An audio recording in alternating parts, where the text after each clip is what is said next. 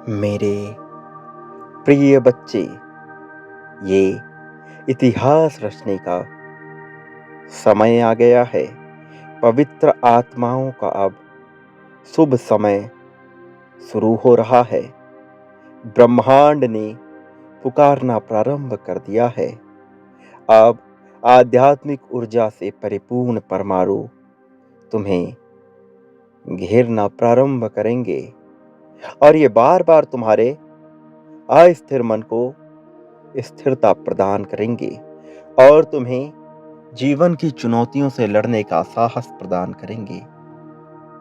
प्रिय, मैं जानता हूं कि तुम अपने अंतर्मन को धीरे धीरे सुन पा रहे हो। मैं इस बात से भी भली भांति परिचित हूं कि अब तुम अपने उद्देश्य को प्राप्त करना चाहते हो और इसलिए मेरे प्रिय, अपने भाग्य को अपने पक्ष में लाने के लिए तुम्हें इस संदेश को पूर्ण सुनना होगा। इसे बीच में छोड़कर जाने की भूल नहीं करनी है। आज मैं तुम्हें बताने वाला हूं कि कौन है जो तुम्हारे लिए तुम्हारे जीवन में आ रहा है। कैसे विभिन्न प्रकार की अदृश्य शक्तियां, जिन्हें तुम स्थूल जगत में नहीं देख सकते हो या जिनसे तुम्हारा यह स्थूल शरीर परिचित नहीं है, वह तुम्हारे लिए कार्य कर रही हैं। वह तुम्हारे सूक्ष्म जीवन में उतर रही हैं। मेरे प्रिय, तुम यहां तक स्वयं से नहीं आए हो, बल्कि विभिन्न ऊर्जाओं और विभिन्न परिस्थितियों के द्वारा तुम्हें यहां तक लाया गया है। आज जब कली अपने चरमोत्कर्ष पर है, विभिन्न प्रकार की बुराइयां मनुष्य के हृदय में छाई हुई हैं, जब मनुष्य विभिन्न प्रकार के रास्ते ढूंढने को विवश हो रहा है, सही और गलत के चुनाव के फेर में पड़ता चला जा रहा है, जब उसे यह एहसास नहीं हो पा रहा कि उसके साथ किस तरह का व्यवहार इस संसार में हो रहा है, वह कभी किसी चीज को सही मान बैठता है तो कभी किसी चीज को गलत मान बैठता है। ऐसे समय में भी तुम धर्म का अनुसरण करना चाहते हो। ऐसे समय में भी तुम्हारे भीतर की करुणा बढ़ती चली जा रही है।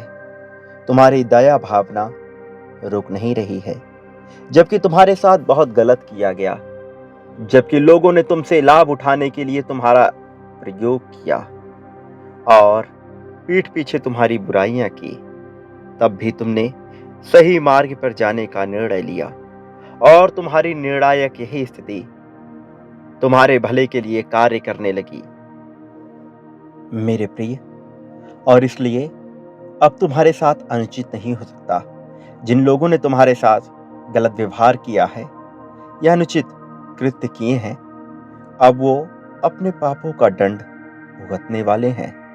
अब तुम ऐसा इतिहास रचने वाले हो कि हर कोई तुम्हारी चतुराई, तुम्हारी सफलता से चकाचौंध हो जाएगा। हर कोई हैरानी से भर उठेगा, तुम जैसा बनने को व्याकुल हो उठेगा। अब तुम्हारे समक्ष ऐसे दृश्य, ऐसे सत्य और ऐसे चेहरे आएंगे जो तुम्हें सही मार्ग पर ले जाने के लिए तुम्हारा साथ देंगे। अब तक तुमने बहुत से ऐसे लोगों को देखा है जो सदैव तुम्हें नीचा गिराने का प्रयत्न करते रहे हैं, लेकिन अब वह तुम्हारे जीवन से समाप्त हो जाएंगे और फिर तुम ऊर्जा से भर जाओगे, प्रसन्नता से भर जाओगे। मेरे प्रिय, अधर्म का विस्तार कर रही शक्तियां अपने लक्ष्य को नहीं भूल रही हैं, तो फिर आखिर तुम जो कि धर्म के श्रेष्ठा बनना चाहते हो, तुम यह कैसे भूल सकते हो? प्रिय, तुम्हारी आध्यात्मिक जागृति और उन्नति होनी अत्यंत आवश्यक है। इस संसार में भ्रष्टाचार और अधर्म का अत्यधिक विस्तार हो रहा है, लेकिन ऐसे क्षण में तुम इतनी ही मजबूत चट्टान बनकर धर्म के नियोक्ता बनोगे। प्रिय बच्चे, तुम्हारी जीत अब किसी से भी छुपी नहीं रहेगी। तुम्हारे मन में विभिन्न प्रकार के प्रश्न उठते रहते हैं। उन प्रश्नों का जवाब तुम्हें मिलेगा। ध्यान को अपना हथियार बनाओ। ध्यान के माध्यम से अपने जीवन को बेहतर बनाओ। स्वयं को साधारण मानना बंद कर दो। प्रिय बच्चे, तुम साधारण नहीं हो, तुम विशिष्ट हो। लेकिन बस तुम अपनी विशिष्टता को पहचान नहीं पा रहे हो। तुम ये देख नहीं पा रहे हो कि तुम्हारे भीतर क्या बदलाव हो रहे हैं। तुम ये महसूस नहीं कर पा रहे हो कि तुम औरों से कैसे भिन्न हो। कैसे तुम्हारा निरंतर चुनाव किया जा रहा है। कैसे निरंतर तुम्हें मार्ग दिखाए जा रहे हैं। तुम सदैव मुझसे प्रश्न करते हो कि आखिर तुम्हें यह जीवन क्यों मिला है। तुम कई बार हताशा से भर जाते हो। इतनी निराशा छा जाती है तुम्हारे भीतर कि तुम समझ नहीं पाते हो कि तुम इस जीवन में क्या करो। लेकिन तुम भूल जाते हो कि तुम मेरे ही अंश हो, ईश्वर के अंश हो। मेरे प्रिय, जब तुम मेरे ही अंश हो तो तुम्हें घबराना नहीं चाहिए। तुम्हें थक कर हारना नहीं चाहिए। लेकिन तुम थक जाते हो, तुम हार जाते हो। तुम ये नहीं समझ पाते कि तुम सदा से रहे हो। मेरे प्रिय, जो कुछ भी तुम्हारे साथ घटित हो रहा है वह सब घटित होना ही था। लेकिन तुम उससे घबराओ मत। वह तुम्हारे हाथ में नहीं है, वह तुम्हारे नियंत्रण में नहीं है। लेकिन जो तुम्हारे नियंत्रण में है, तुम उसे छोड़ने की भूल क्यों कर रहे हो। जो तुम्हारे नियंत्रण में है उसके लिए प्रयास करो, चुनाव करो। लेकिन तुम परिणाम की चिंता मत करो। जबकि तुम व्यथित हो जाते हो, निरंतर परिणाम का ही विचार करने लगते हो। जो व्यक्ति अभी अधर्म कर रहा है वह भले ही अभी सफलता देख रहा हो, लेकिन यह सफलता लंबे समय तक नहीं रहेगी। यह सफलता जल्द ही उससे छीन ली जाएगी। लेकिन जो धर्म का साथ देता है, जो सच्चाई का साथ देता है, वह भले ही अभी दुख को झेल रहा हो, किंतु आगे बहुत बड़ी प्रगति को प्राप्त करेगा। तुम बहुत बड़ी प्रगति को प्राप्त करने वाले हो। इसलिए तुम्हें भयभीत नहीं होना चाहिए। भयभीत होने के बहुत से अवसर आते हैं। बहुत से लोग तुम्हें दुख देना चाहते हैं, लेकिन वह तुम्हें दुख दे नहीं पाएंगे। वह केवल निरर्थक प्रयास करेंगे। वह स्वयं में ही जलेंगे, भुनेंगे, लेकिन वह उस सुख को कभी प्राप्त नहीं कर सकते, क्योंकि वह तुम्हें दुख देना चाहते हैं। तुम मुझे अत्यंत प्रिय हो। जो तुम्हें दुख देना चाहेगा वह कभी भी सुख को भोग नहीं सकेगा। यह कभी ना मरने वाला शरीर ही उसे कष्ट देने लगेगा। मेरे प्रिय, उसका नश्वर शरीर तो उसे हानि पहुंचाएगा ही, लेकिन सूक्ष्म जगत का शरीर भी उसे बहुत कष्ट देगा। जो व्यक्ति दूसरे के बारे में बुरा सोचता है, दूसरे का बुरा करना चाहता है, वह चाहकर भी सुख नहीं प्राप्त कर सकता। सुख प्राप्त करने के लिए मनुष्य को सच्चा और अपने प्रति ईमानदार होना ही होगा।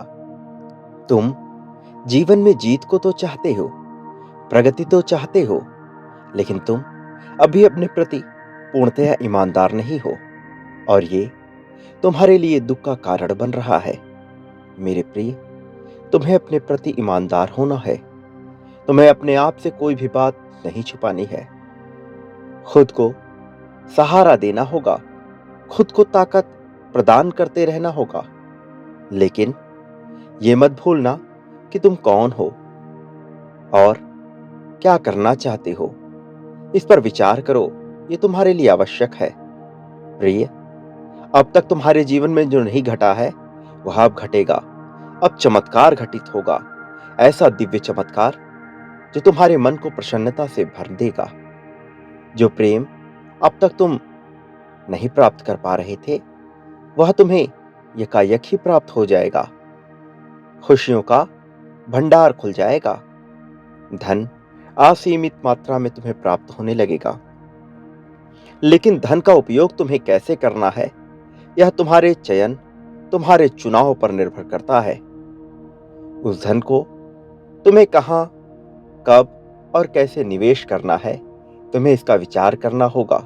यह तुम्हारे लिए आवश्यक है, क्योंकि इससे तुम्हारी नियति तय की जाएगी और जैसे तुम्हारे विचार होंगे, उसी तरह से प्रकृति तुम्हें अवसर और भी ज्यादा मात्रा में प्रदान करती रहेगी। यह एक परीक्षा के जैसा होगा। तुमने अब तक अपने जीवन में बहुत सी परीक्षाएं दी हैं और मुझे गर्व है कि हर बार, हर परीक्षा में तुम उत्तीर्ण हुए हो। मेरे प्रिय, तुम्हारी काबिलियत और तुम्हारी नीयत पे कोई संदेह नहीं है।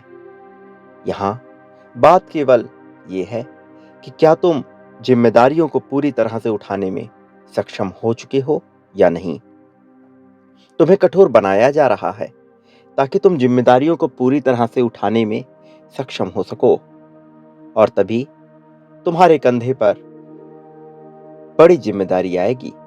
बड़ी जिम्मेदारी के साथ बड़ा धन, बड़ा पद, बड़ी प्रतिष्ठा भी आती है, बहुत सम्मान भी आता है। यह सब भी निश्चित तौर पर तुम्हें मिलेगा। बहुत बड़े लक्ष्य को पूर्ण करने के लिए तुम इस संसार में आए हो।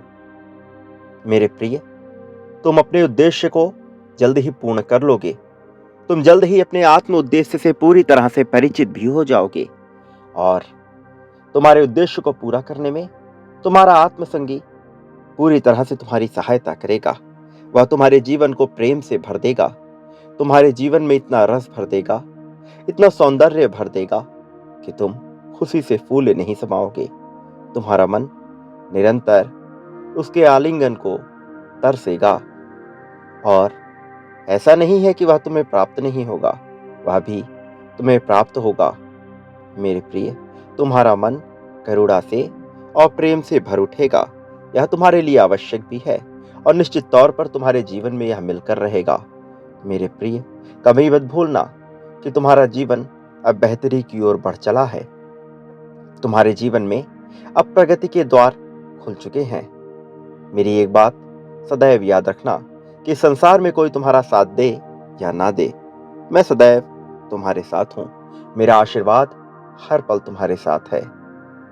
मेरे देवदूत निरंतर तुम्हारी रक्षा कर रहे हैं और तुम्हें अपने होने का संकेत प्रदान कर रहे हैं। तुम्हें केवल उन संकेतों को समझना है और उन्हें अपने जीवन में लागू करना है। मेरा आशीर्वाद सदा तुम्हारे साथ रहेगा। मेरे आने वाले संदेशों की प्रतीक्षा करना। मैं पुनः आऊंगा तुम्हारा मार्गदर्शन करने और तुम्हें नई जीत प्रदान करने के लिए। एक बात सदा याद रखना, जो तुम बांटते हो वही तुम इस संसार में पुनः प्राप्त करते हो। चाहे वह यश हो, धन हो, सम्मान हो, प्रेम हो या करुणा हो, बदले में वह कई गुना ज्यादा होकर तुम्हें प्राप्त होगी। इसलिए वो बांटने पर ध्यान दो जो पाना चाहते हो। सदा सुखी रहो और हमेशा खुशियां बांटो। तुम्हारा कल्याण हो, तुम्हारा उत्थान होगा।